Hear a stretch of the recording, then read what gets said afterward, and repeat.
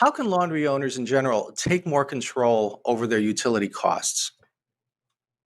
Well, I've said it before and I'll say it again. I think the first thing you can do, and it doesn't have to be a long process, but review your monthly bill when you receive it.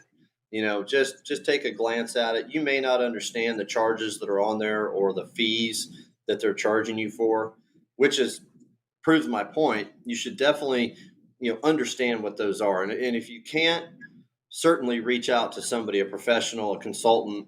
You can call your utility company. You can call the company that you're receiving your service from, and just ask a few questions. So reviewing that monthly bill is really, really important. Number one, and then number two, we need to find out if you're in one of those areas where you are susceptible to buying from a third party, and does it make sense if you are? Because we've had many situations where I've received information from a customer and they want to switch to somebody else, but really who they're with is the best option. And at the end of the day, that's where we come in, or a consultant or somebody else, to help them to be honest with them and tell them, hey, you're in the best position you're in, even though it may not be where you want to be at this time. Right.